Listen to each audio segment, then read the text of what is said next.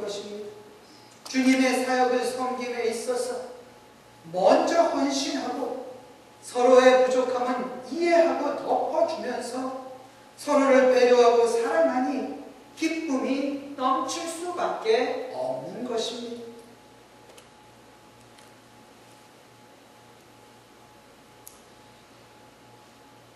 어느 교회에 정말 성도들 사이에 어떤 두 패로 나뉘어져서 정말 교회의 존폐가 위험에 처한 그런 교회가 있었어요.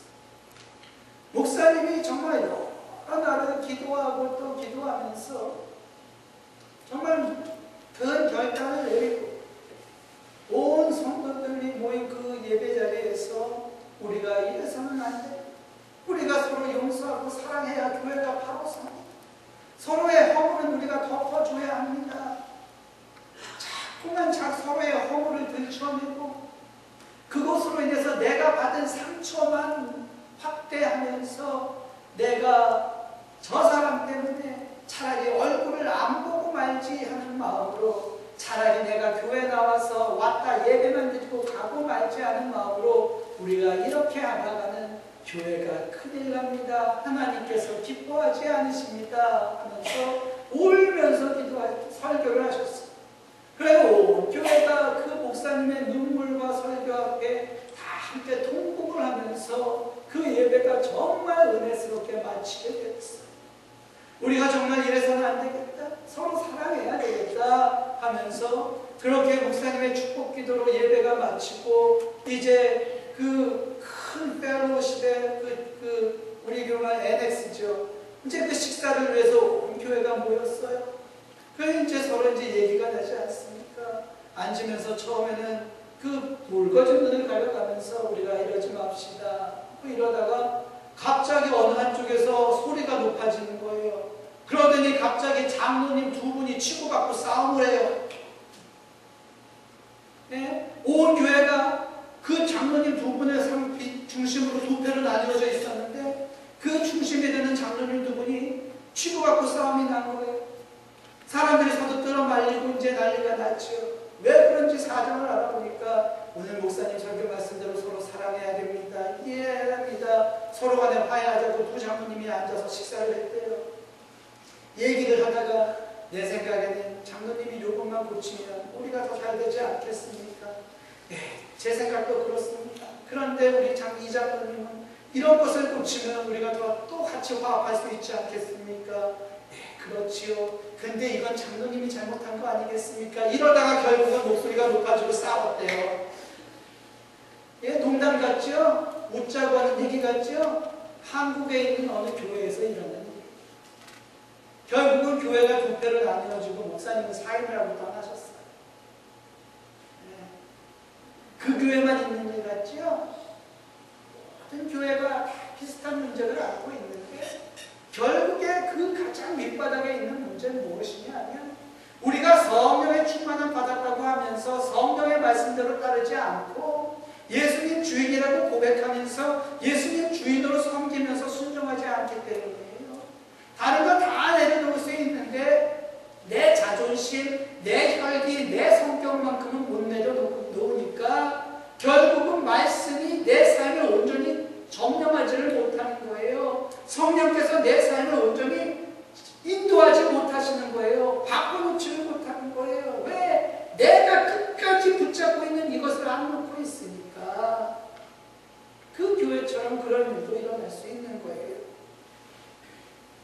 정말로 성령께서 역사하시면 다 내려놓는 것입니다. 내 성격, 내 아직, 내 경험, 내가 옳다고 믿는 거 다 내려놓고 성령께서 나를 채워주시기를 기다리는 거예요. 이렇게 되면 아마 그 교회가 그렇게 되었더라면 목사님의 그 기도 앞에, 눈물 앞에 그 두 분 장로님 통곡하면서 서로 끌어안고 울었을 거예요. 우리나라의 교회가 본격적으로 시작된 것이 일제를 거치면서, 일제만 6.25 거치면서 교회가 성장하게 되는데요. 북한 교회 북쪽에 처음 이 복음이 선포되어질 때요. 그 한 전도사님과 한 장로님을 중심으로 해서 두 교회가 중심이 돼서 두 교회가 쓰고 그 두 교회를 중심으로 복음이 선포가 됐어요. 어느 날 선교사님이 오셔서 같이 이제 그 소련 선교를 담당했던 선교사님이 양쪽에 이제 모든 모든 교인들이 모인 자리에서 말씀을 하면서 우리가 서로 용서해야 됩니다. 라는 그 제목으로 말씀을 전하였을 때요. 이 두 장로님과 전도사님이 그렇게 펑펑 울면서 눈물을 흘리더래요. 사람들이 정말 왜 그런지 몰랐어요. 왜냐하면 겉으로 보기엔 다 괜찮았거든요. 그런데 장로님이 먼저 나와서 간증하더래요. 내가 오늘 하나님께 용서를 구해야 됩니다. 내가 겉으로는 안 그런 척했지만 저 전도사님 내가 속으로 시기했고 질투했고 저 전도사님 내가 속으로 미워하였습니다. 내가 잘 죽일 사람입니다. 내가 이런데 예수님이 이런 나를 용서해 주셨습니다 하면서 눈물을 흘리면서 간증하시더라고요. 그랬더니 어린 전도사님이 갑자기 눈물을 펑펑 쏟으면서 무릎을 꿇고 나와서 고백하시는데 아닙니다 장로님, 제가 장로님을 시기하고 질투하고 미워했습니다.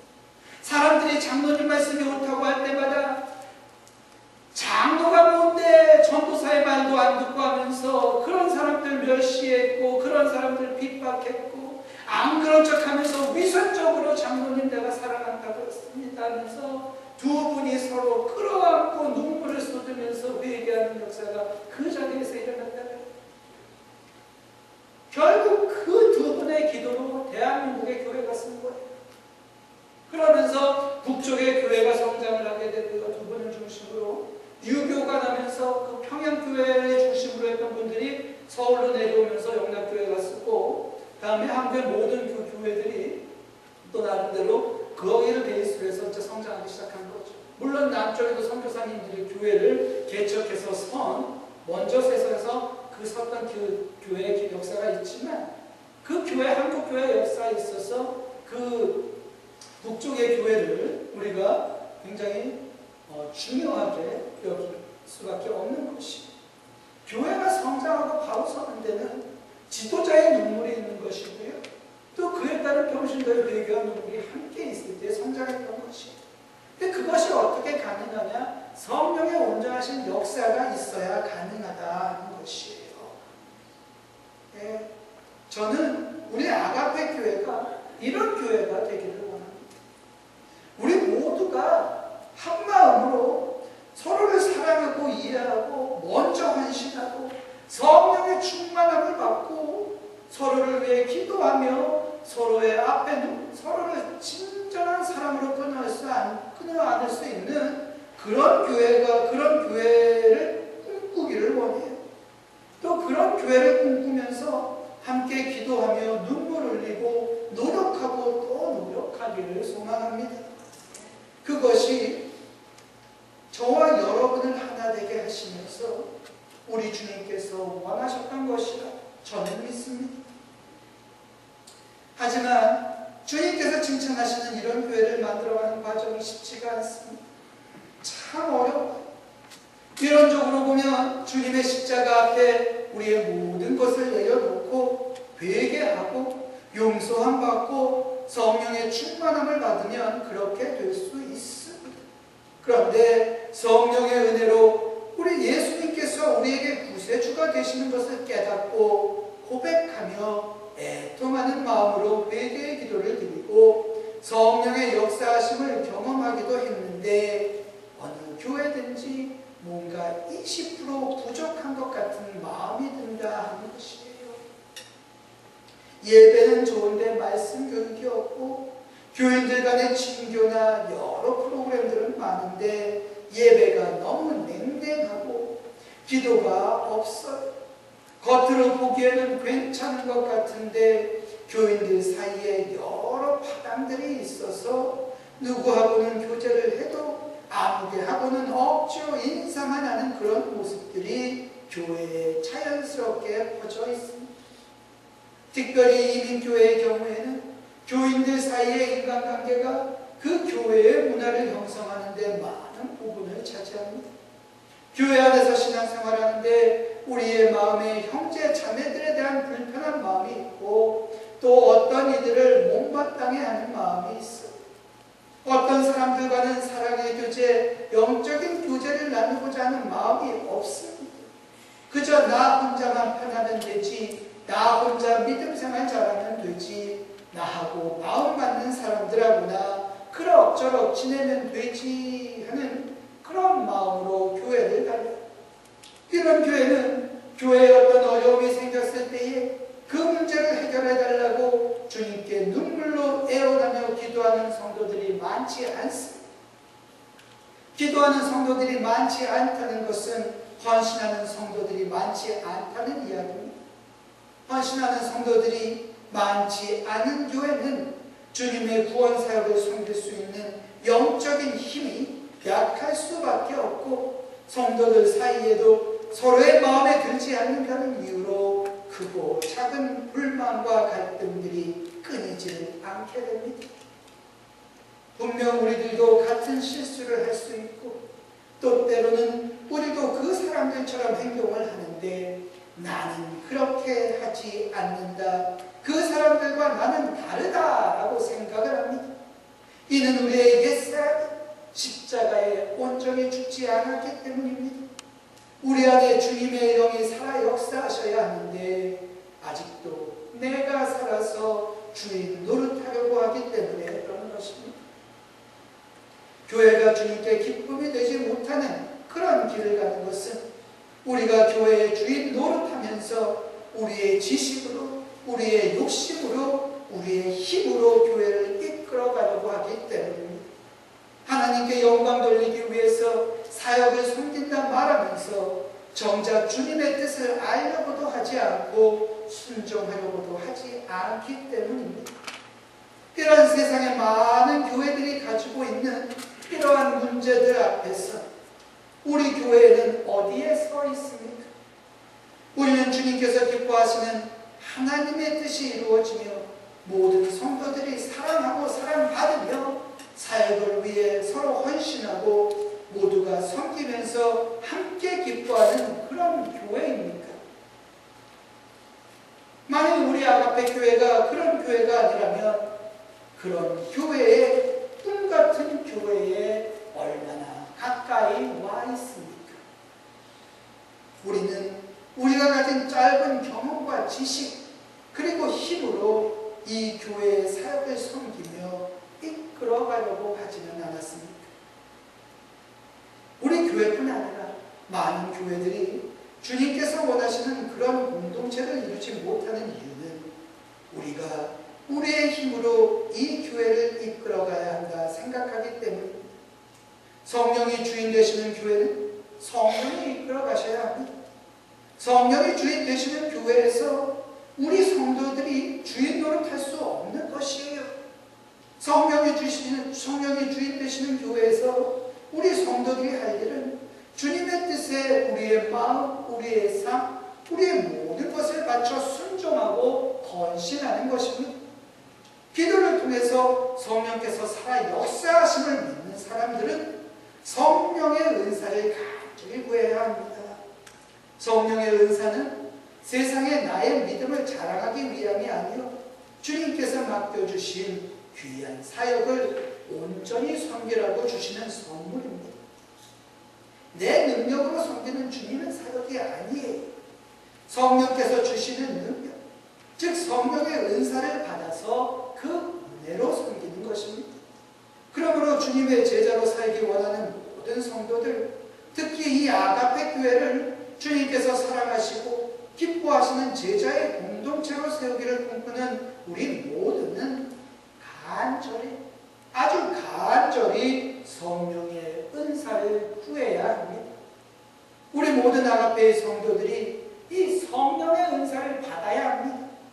그래야 우리가 기쁨으로 사역을 섬길 수 있고 주님께서 우리를 통하여 아주 큰 일을 행하시는 역사가 일어나는 것입니다. 성령께서 주시는 은사에 대해서 우리는 오늘 본문인 고린도전서 12장 4절부터 11절의 말씀뿐 아니라 고린도전서 12장 후반부와 13장, 로마서 12장의 말씀, 그리고 에베소서 4장 11절 12절의 말씀을 통해 배울 수 있어요. 짧은 시간을 통해서 은사에 대한 모든 것을 말씀드리지는 못합니다. 그러나 오늘은 특별히 고린도전서의 말씀에 근거해서 성령께서 주시는 은사에 어떤 것들이 있는지 대략적으로 여러분들과 함께 배우기를 원합니다. 또 여러분들이 이 은사들을 받아서 주님의 사역을 충성되이 섬기며 우리 교회를 제자의 공동체로 세울 수 있기를 소망합니다. 성경은 우선 성령께서 주시는 은사들이 다양하다고 말씀하셔요.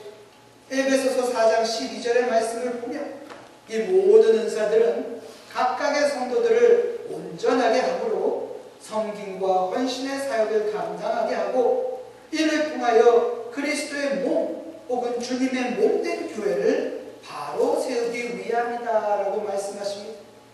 성령의 은사가 없이는 우리가 서로를 섬기고 교회의 사역을 섬기며 헌신하는 일을 기쁨으로 감당할 수 없다는 말씀이에요. 성령의 은사가 없이는 교회 안에 다른 사람들이 내 형제 자매로 받아들여지지 않습니다. 어디 놀러가고 누구를 만나고 운동을 하는 일보다 주님의 사역이 내게 더 중요하게 와닿지도 않아요. 성령의 은사가 없으면 교회의 사역을 위한 열심도 열정도 헌신도 없습니다. 억지로 하려면 어떻게든 하겠지만 우선은 그 사역에 기쁨이 없어요. 여러분들이 교회에서 섬기면서도 봉사하면서도 다 자꾸 다른 사람들하고 부딪히게 돼요. 일하면서 부딪힌다는 말이에요. 교회에서 여러 사역을 통해 섬기면서도 눈에 거슬리는 게 많아지고 누군가와 갈등이 생기게 돼요. 나는 이렇게 하는데 우리는 이렇게 하는데 저 사람은 왜 안 하고 누구는 왜 저러고 왜 누구는 헌신 안 하고 자꾸 주변에 다른 거슬리는 것들이 눈에 막 들어와서 교회 섬기면서도 사역을 하면서도 기쁨이 없어요. 불만만 쌓여가요. 그게 왜 그러냐 하면 우리가 성령의 은사로 섬기는 것이 아니라 내 힘으로 섬기기 때문에 그렇다는 거예요. 자꾸 그렇게 돼버리면 교회를 향한 어떤 인간적인 열심은 있는데 그래서 섬기는데 사람들하고 자꾸 갈등이 생겨요. 갈등이 생기면 어떻게 돼요? 싸움이 나요. 싸움이 나면 어떻게 돼요? 떠나요. 상처받아요. 교회가 갈라지는 거예요. 결국에는 교회 일하다가 시험에 들게 되고요. 교회를 그만두든지 신앙생활을 포기하게 되는 거예요. 아주 심한 경우가 교회가 분열되는 거예요. 그러므로 누구든지 제자로 살기 원하고 제자의 공동체를 바로 세우기 원한다면 그 교회를 통해 주님의 귀한 사역을 이루어가기 원한다면 반드시 우리가 십자가 앞에 무릎 꿇고 회개하면서 성령의 은사를 먼저 구해야 하는 것입니다. 성경은 성령의 은사의 다양성을 말하면서 그 은사에 따라 섬김의 직분 또한 여러 가지라고 가르치고 있어요. 고린도전서 12장과 13장에 의하면 성령의 은사를 한 10가지 정도로 구분해 볼 수 있습니다. 특별히 8절부터 10절은 은사의 종류를 말씀해 주고 있으면서 28절은 은사를 통해 섬기는 직분, 사역을 이야기해 주고 있습니다.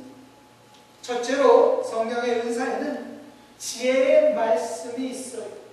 지혜의 말씀의 은사가 있는 것입니다. 이는 사도의 직분을 위한 것인데 이는 주님께서 주신 복음에 대한 영적인 이해를 가리킵니다. 우리가 그냥 공부를 통해서 하는 지식이 아니에요. 성령께서 우리로 하여금 그 말씀을 이해하고 깨닫게 해주시는 은혜예요. 이 은사는 그 말씀을 듣는 사람들로 하여금 하나님의 뜻을 온전히 이해하고 순종하게 함으로써 하나님의 은혜 안에 온 교회를 거하게 합니다. 따라서 이 지혜는 우리가 흔히 얘기하는 세상의 지혜와는 구별되어져야 합니다.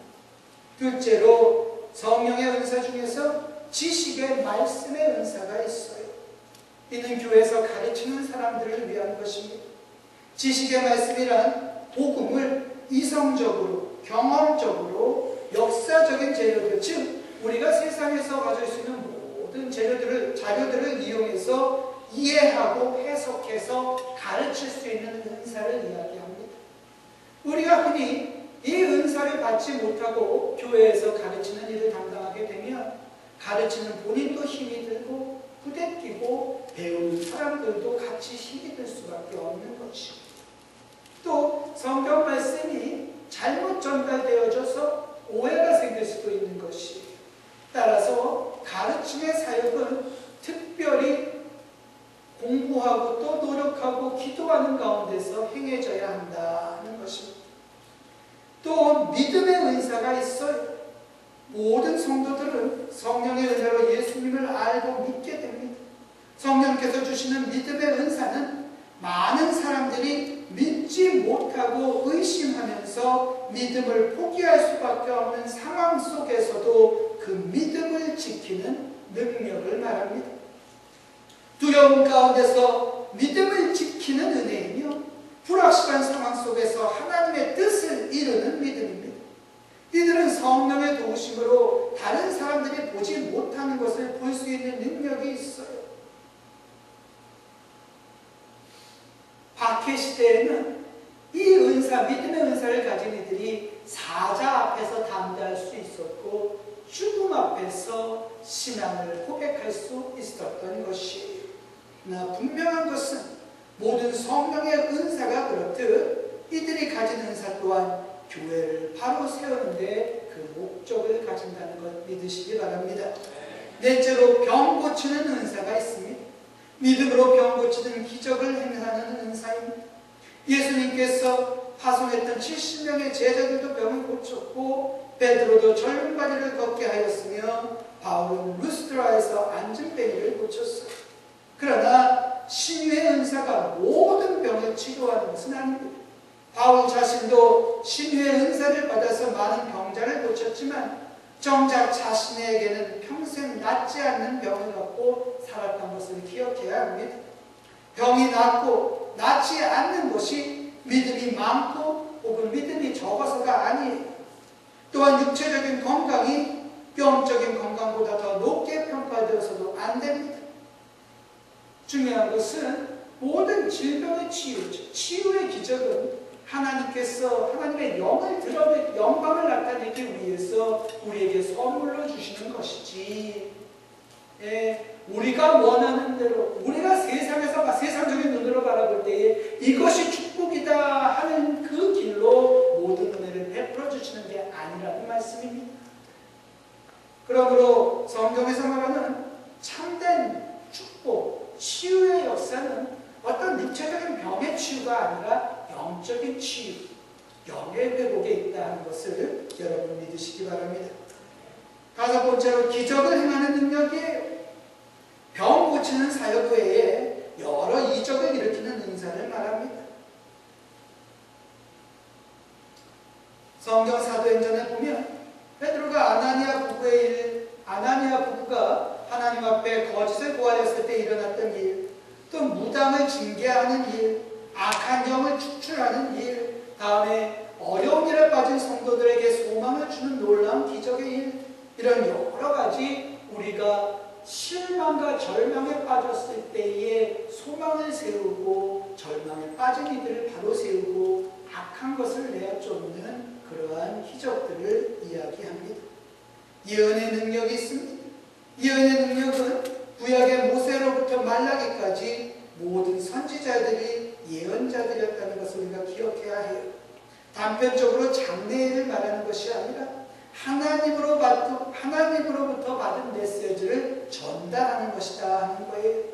선지자들은 가르쳤고 경고했고 권고했고 약속했고 책망했어요. 그들은 사람들의 도덕적인 의무를 강조했고 하나님 앞에서 의로울 것을 이야기했고 악한 사람들에게 내리는 파멸을 경고했으며 미래를 향한 하나님의 은혜로운 약속들을 반복해서 강조했습니다. 물론 신약에 보면 선지자 아가보가 흉년에 대해서 예고했고 또 전도자 빌립의 딸들도 예언을 했어요. 그러나 이러한 장차 일어날 사건들에 대한 계시는 초대교회에서도 극히 일부분이었습니다. 우리가 예언이라고 할 때 그 예언이 갖는 의미는 무엇보다도 사람들을 향한 하나님의 뜻을 온전히 밝히는 것입니다. 하나님의 말씀이 성경을 통해 믿는 이들에게 주어진 오늘날에는 미래에 일어날 일들에 대한 새로운 계시를 말하는 것이라기보다는 이미 우리에게 주신 하나님의 말씀, 하나님의 계시를 보다 명확하게 이해하고 선포하는 은혜가 할 수 있는 거예요. 따라서 이 교회에 예언의 능력, 예언의 은사가 살아있어야 합니다. 그래야 우리가 하나님의 뜻을 온전히 분별해서 세상 가운데서 우뚝 설 수 있는 것이고 세상을 이겨낼 수 있는 것입니다. 또한 영을 분별하는 능력이 있어요. 사도행전 19장에 보면 악한 영들이 사람들로 하여금 거짓 예언과 거짓 이적을 행하게 한다 그랬어요. 요한일서 4장은 거짓 영이 분명히 역사한다고 이야기했어요. 따라서 영을 분별하는 이러한 은사는 그래서 교회로 하여금 믿는 사람들로 하여금 이러한 거짓된 가르침과 악한 영들로부터 교회를 지키기 위한 것이다 하는 것입니다. 그래서 여러분 기도를 통해서 영을 분별하는 은사도 또한 구하셔야 해요. 그래야 우리가 지금 행하는 것이 옳은 것인지 그릇된 것인지 이 말씀이 바른 것인지 아니면 악한 것인지 분별할 수 있다는 것이 아무 말이나 다 쫓아가서는 안 되는 거예요. 거짓 예언자, 거짓 선지자들이 판을 친다고 그랬잖아요. 목회자라는 타이틀을 가졌다고 해서 그 말을 다 믿어서도 안 된다는 것이에요. 분별할 수 있어야 돼요. 그 말씀을 통해서 하나님을 온전히 섬길 수 있는지 하나님 앞에 우리가 바로 설 수 있는지 분별하여야 한다는 것입니다. 방언의 은사와 방언 통역의 은사가 또한 있습니다. 방언의 은사는 하나님께서 우리에게 하나님의 영을 통하여서 하나님과의 영적인 관계를 더욱더 깊게 하시기 위해서 주신 선물입니다. 그러므로 방언의 은사를 멸시해서는 안 돼요. 방언의 은사를 통해서 우리가 하나님께 성령의 인도하심을 쫓아 기도할 수 있어요. 또한 방언 해석의 은사는 방언, 즉 내가 나 자신도 모르게 하나님께 드리는 방언으로 드리는 그 기도를 해석함으로써, 왜냐하면 방언의 기도는 그 성령의 뜻에 이끌려서 하는 기도거든요. 따라서 그 기도, 방언의 기도를 해석함으로써 믿지 않는 이들에게 은혜를 주기 위한 것이에요. 따라서 이런 이야기도 있습니다. 제가 어릴 때에, 좀 어릴 때라고 하면 20대 초반입니다. 그때에 우리가 한참 영적인 은사를 가지고 함께 기도하면서 우리 친구들과 함께 열심히 섬길 때가 있었어요. 그때 우리 친구들 한 이야기 중에 하나가, 그 고백 중에 하나가 무엇이었냐면 밤새 철야 기도를 했대요. 그런데 밤새 방언으로 한 2-3시간을 기도했대요. 본인은 모르겠대요. 근데 그걸 옆에서 방언의 은사를, 방언을 해석하는 은사로 돕는 친구가 있었는데 3시간을 함께해서 해석하면서 기도를 하는데 그 3시간 동안 기도한 그 기도의 내용이 하나님을 사랑합니다. 예수님의 사랑 감사합니다. 내가 내 모든 것 다 바쳐 주님만을 사랑합니다. 라는 기도였대요. 3시간의 기도. 성령께서 인도하시는 기도가 그런 것이에요. 하나님께서 원하시는 하나님의 뜻을 쫓아 구하는 기도가 그런 것이에요. 하나님 나를 사랑하셨고 내가 하나님 사랑하는 내 모든 것 주님께 있습니다. 나를 받아주시옵소서. 그 기도예요. 그래서 여러분 방언의 은사, 방언의 해석의 은사 무시하시면 안 돼요. 그러나 더 중요한 것이 있어요. 이것이 나와 하나님과의 영적 관계를 깊게 하는 그 은사다 보니까 이 방언의 은사를 잘못 이해하면 나를 교만하게 만들고요, 교회의 분열을 일으키고요, 다른 사람들을 정죄하는 일에 잘못 사용되어 줄 수도 있어요. 한국교회가 잘못되어졌던 이유는 거기에 있는 거예요. 한국교회뿐만이 아니라 고린도교회도 그랬어요. 그래서 이 방언의 은사뿐 아니라 모든 성령의 은사는 겸손함으로, 절제함으로, 다른 사람들을 배려함으로 사용되어져야만 한다는 것. 믿으시기 바랍니다. 요 끝으로 12장 28절에서 보면 서로 돕고 관리하기 위한 직분을 위한 은사가 있습니다. 사역을 돕는 직분은 집사의 직분이에요. 즉 봉사하는 직분이고, 관리하는 것은 장로의 직분이다 이해할 수 있어요. 그러나 초대교회에서 장로는 오늘날 우리가 교회에서 이야기하는 그 장로의 직분과는 확연히 틀립니다. 교회에서 연장자로서 영적으로, 신앙적으로, 도덕적으로 존경받는 사람들을 부르던 호칭이 장로였습니다. 따라서 이들이 교회의 어른이 되었고, 모든 교우들이 각자 받은 성령의 은사들을 잘 사용함으로써 교회에 덕을 끼치고 구원의 사역을 온전히 감당할 수 있도록 도왔던 그런 역할이에요. 따라서 모든 교회의 직분들은 다른 이들에게 명령하고 다스리는 그런 직분이 아니라, 또 교회를 내 마음대로 컨트롤하는 그런 직분이 아니라, 나를 낮추어서 그리스도의 사랑으로 섬기는, 예수님께서 우리를 섬겨주셨듯 그렇게 섬기는 직분이라는 것을 여러분 이해하셔야 합니다. 13장에서 바울은 그 어떤 은사보다도 우리가 먼저 구해야 할 것은 사랑이라고 강조합니다. 모든 은사가 그리스도의 몸된 교회를 바로 세우고 이 땅에서 구원의 사역을 온전히 감당하라고 주신 은혜의 선물인데, 당시 고린도 교회의 많은 성도들이 저마다 자신이 받은 은사가 더 귀한 것이라고 자랑하면서 특정한 은사를 받지 못한 이들을 믿음이 없다 함부로 평가하며 가벼이 여기는 사태가 벌어졌기 때문입니다. 이는 가끔씩 어떤 교회에서 방언받지 못하면 믿음이 없다, 방언하지 못하면 예수님 제대로 믿은 것 아니다 하면서 사람들을 정죄하는 그런 정말 잘못된 가르침, 정말 있어서는 안 되는 그러한 문화들을 비판하는 것이라고 할 수 있겠어요. 고린도 교회에서도 그런 모습이 있었습니다. 섬기라고 주신 은사를 감사함으로, 겸손함으로 사용하지 않고 자랑하기 위한 도구로 삼았으니 교회가 바로 설 수 있겠습니까?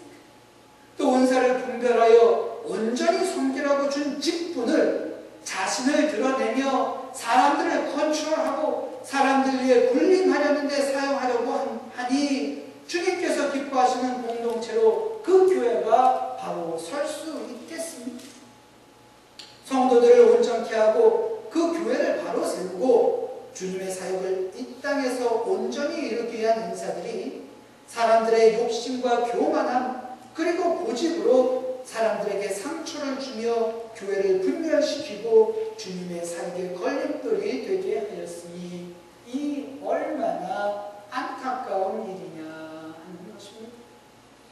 그래서 사도 바울은 10장에서 그 무엇보다도 가장 귀한 은혜를 우리가 구해야 하는데 그것이 사랑이라고 강조하고 또 강조하는 것입니다. 사랑이 없으면 그 어떤 성령의 은사도 우리로 하여금 주님의 거룩하신 뜻을 이루게 하지 못합니다.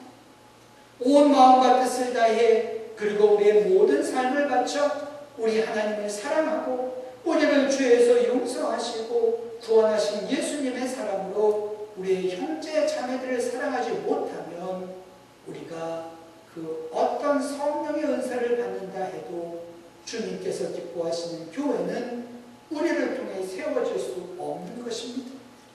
그러므로 사랑하는 아가페 가족 여러분, 여러분은 참으로 우리 주님을 사랑하되 온 마음, 온 뜻을 다하여 온 삶을 바쳐서 사랑하십니까? 사랑하기를 원하십니까? 아무도 사랑하기를 원치 않으십니까? 어느 쪽입니까? 원합니다. 단지 주무시다가 그 대답할 기회를 놓치신 거지요? 그러면 테이프 끊으시고 다시 돌아가서 NG. 사랑하는 아가페 가족 여러분, 여러분은 참으로 우리 주님을 사랑하되 온 마음으로 온 뜻을 다하여 온 삶을 바쳐 사랑하기를 원하십니까? 우리의 형제 자매들을 예수님께서 우리를 사랑하셨듯 그렇게 사랑하기를 원하십니까? 그럼 이제 믿으십시오. 여러분이 무릎 꿇고 기도하며 간절히 구할 때에 성령께서 놀라운 성령의 은사를 우리에게 부어주신다는 것을 믿으십시오. 그 은혜의 선물을 통해서 우리가 제자의 사명을 감당하게 될 것입니다. 우리 안에 주님의 귀한 사역에 헌신하고자 하는 마음이 열정이 생기게 될 것이며 성령님께서 우리를 통해 이 아가페 교회를 주님이 기뻐하시는 제자의 공동체로 만들어 가실 줄을 믿으시기 바랍니다.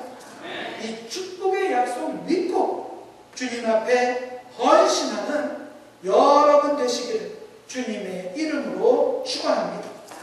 함께 기도하십니다.